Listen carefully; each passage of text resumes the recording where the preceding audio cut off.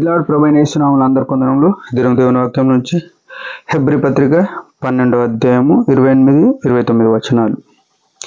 అందువలన మనము నిశ్చలమైన రాజ్యమును పొంది దైవకృప కలిగి ఉందాము.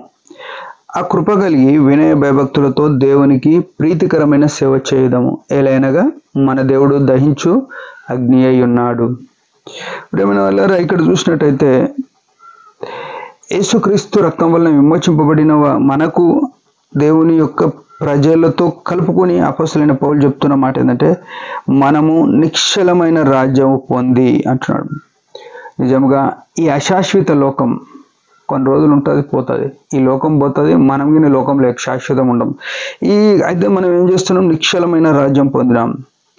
మన రక్షణ ద్వారా, యేసుక్రీస్తు శిలువ ద్వారా నిశ్చల రాజ్యానికి వారసులమైనాం. అయితే మనం ఏం చేయాలంటే దైవ కృప కలిగి ఉందాము అంటున్నాడు.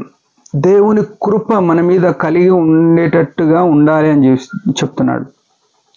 దేవుని కృప ఎప్పుడు మన మీద ఉంటుందంటే, ఎవరు ఆయన దగ్గర విధేయులుగా ఉంటారో, ఎవరు ఆయన పాదాల చెంత కనిపెట్టుకొని ఉంటారో వారికి కృప అనుగ్రహింపబడి ఉంది అని బైబిల్ చెప్తుంది. మనం ఎప్పుడు కూడా ఆయన పాదాల చెంత ఉండేటట్టు చూసుకోవాలి. రెండో విషయం ఏంటంటే, ఆ కృప కలిగి వినయ భయభక్తులతో దేవునికి అని మాట్లాడుతున్నాడు. వినయం కలిగి ఉండాలి, భయభక్తులు కలిగి ఉండాలి. ఈనాడు భయభక్తులు లేని సంఘ పరిచర్యకులు ఎంతోమంది ఉన్నారు, సేవకులు ఎంతోమంది ఉన్నారు. దేవుని సంఘంలో ఉన్న విశ్వాసులు భయము భక్తి లేదు. మందిరానికి ఎప్పుడైనా రావచ్చు, ఎప్పుడైనా పోవచ్చు అన్నట్టు ధోరణిలో, లేకుంటే మందిరానికి వస్తాం, లేకుంటే లేదన్నట్టుగా ఇట్లా అయిపోయింది. యూట్యూబ్లో చూస్తున్నాం వాక్యం అని చెప్పుకున్నట్లు చాలామంది ఉన్నారు. దేవుని మందిరాన్ని నువ్వు సరిగా పాటించకపోతే, దేవుని మందిరంలో నువ్వు సరిగా కూర్చోకపోతే, దేవుని మందిరానికి నువ్వు ఇవ్వాల్సిన గౌరవం ఇవ్వకపోతే ఈ ప్రపంచంలో నువ్వు ఎక్కడా వర్ధిల్లలేవు. ఇది బైబిల్ చెప్పే మాట. ఆయన మందిరంలో మనం ఎట్లున్నామో మహాజ్ఞాని అయిన ప్రసంగి చెప్తూ వచ్చినాడు. ప్రసంగి గ్రంథంలో ఏమనంటే 5వ అధ్యాయం 1వ వచనం, నువ్వు దేవుని మందిరానికి పోయినప్పుడు నీ ప్రవర్తన జాగ్రత్తగా చూసుకో. ఎందుకు జాగ్రత్తగా? అదే మాట మనకి ఇక్కడ రాసిన, ప్రీతికరమైన సేవ చేయాలా, ఏలైనగా మన దేవుడు దహించు అగ్ని అన్నాడు. అగ్నితో ఆటలాడతారా ఎవరన్నా? అగ్నితో ఇష్టం వచ్చిన ప్రవర్తన ఉందా? అగ్ని అంటే అది కాలు చూసే అగ్ని కాదు, ఇది దహించు అగ్ని. ఏమి దహిస్తుంది?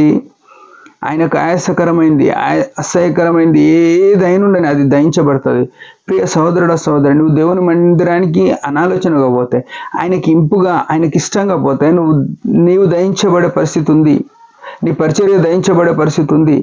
అందుకే మన జీవితంలో ఏం చేయాలంటే, మన పరిచర్య నిలిచి ఉండాలన్నా, మనం నిలిచి ఉండాలన్నా వినయ భయభక్తులు కలిగి కృప పొంది ఆయనకు తగ్గించుకొని ఆయన పాదాల చెంత కూర్చుండే వరమై, ఆయన ద్వారా మేలు అనుభవించే వరమై మనం ఉండే వరమై ఉండాలి.